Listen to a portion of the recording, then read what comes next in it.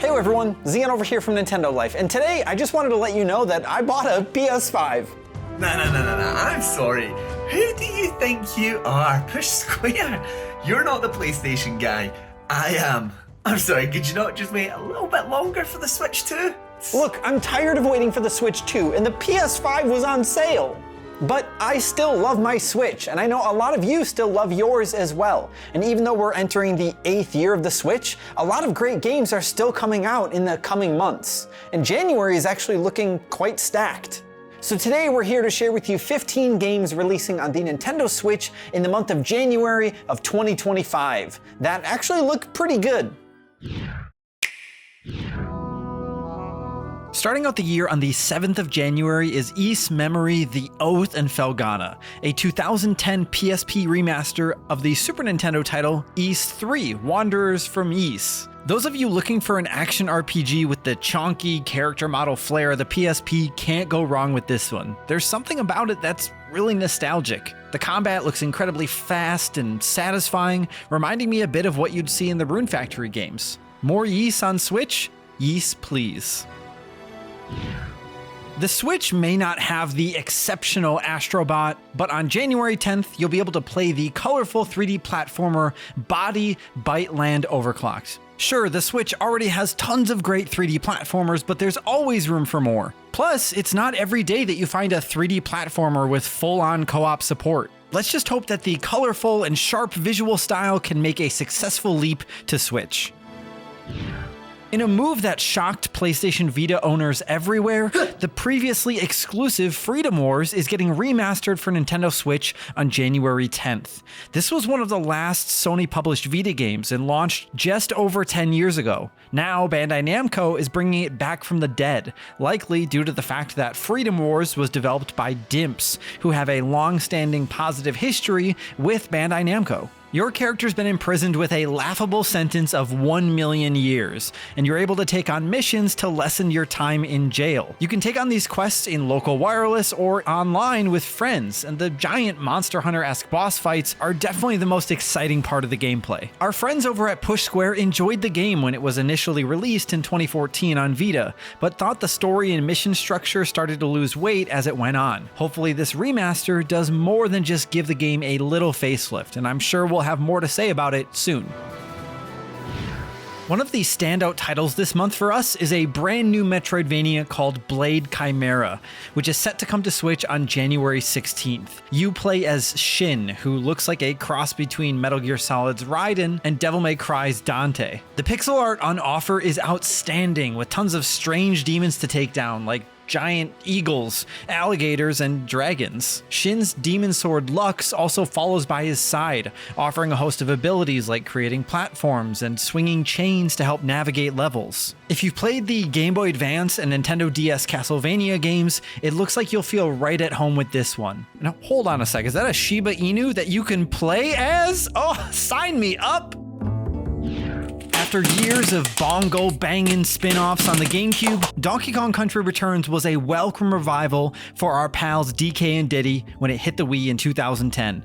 After Metroid Prime and now this, it seems Retro Studios could and still can do no wrong. Now, this gem returns to Switch in glorious HD on January 16th. Rather than mix with the sauce too much, Retro stayed quite close to the original formula that Rare initially cooked up.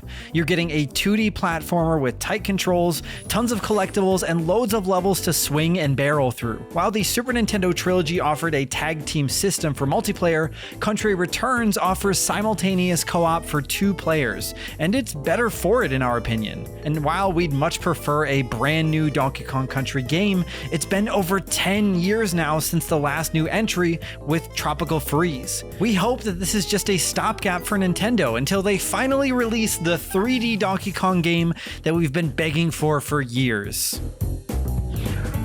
I personally adored the Tales series during the PS3 and 360 era. Vesperia stole my heart, and Tales of Grace's F was also a really good one too, and now it's hitting the Switch with a fancy remastered version on January 17th. This new version of the game comes equipped with some handy quality of life improvements, like the ability to turn off random encounters, and comes with some DLC costumes too. It'll be great to have this one home again on Switch, as Tales of Graces originally launched first on the Wii in Japan and was a PS3 exclusive in the West. I'll always be curious on how well this actually would have done if it was sold and launched on the Wii in the West too. But you know, if it would have launched anything like Tales of Symphonia Remastered, maybe it's a good thing it came to the PS3 here first. Let's hope Tales of Graces F Remastered on Switch sticks the landing. The Switch has no shortage of Metroidvanias. This is a fact, we all know it. But it's a treat when we get the chance to play one as striking and somber as Ender Lilies. Following it up on January 22nd now, over 3 years later, comes Ender Magnolia Bloom in the Mist. You play as a girl named Lilac, roaming an underground city in the search of homunculi. Much like in the first game, you'll fight and purify these enemies to gain their help in combat and with traversing the world. This dark and brooding place seems to be met with a sense of hope, and that's something I'm always all for. If you're a fan of games like Ori, the more recent Prince of Persia, and even Bloodstained, keep this on your radar. I know I will be. We can only imagine that a lot of you that played Balatro probably had it in your personal Game of the Year lists. Heck, you're probably playing it right now. Hey!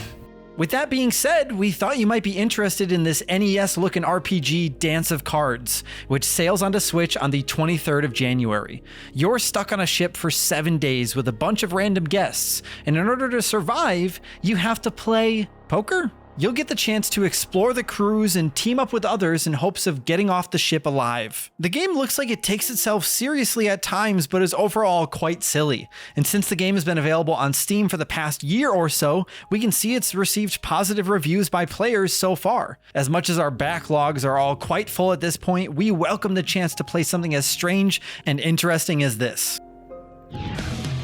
While Arc System Works may have been kept busy with other IP fighters over the years with the likes of Dragon Ball FighterZ, Persona 4 Arena, and Grand Blue Fantasy Versus, they've not forgotten about their prized Hard Rock fighter, and its newest iteration, Guilty Gear Strive, which will be joining the Switch roster on January 23rd. This new version of the game has everything a fighting fan could realistically ask for. A lengthy story mode, offline and online multiplayer with rollback netcode, which will make fights as smooth as they can be, and the craziest thing in my opinion is that all of the character DLC, which was released on other platforms, is going to be included in this Switch version of the game.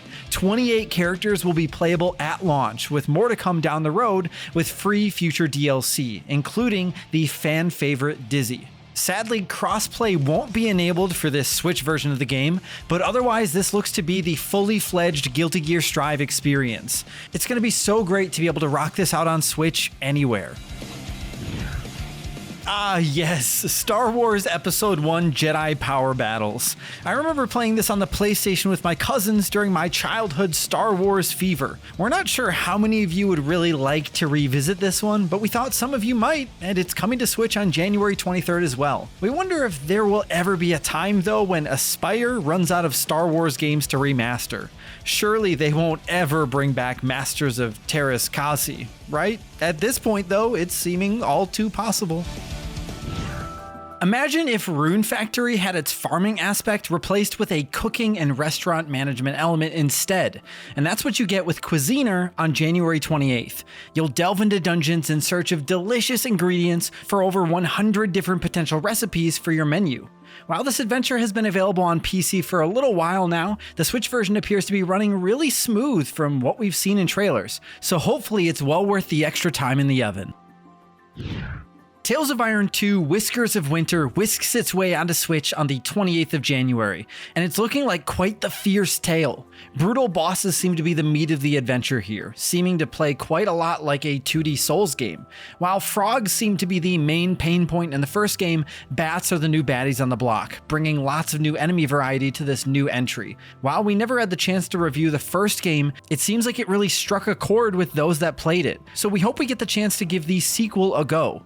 Oh, and fans of the Witcher series will be delighted to hear that the game's story is narrated by none other than Geralt's voice actor, Doug Cockle.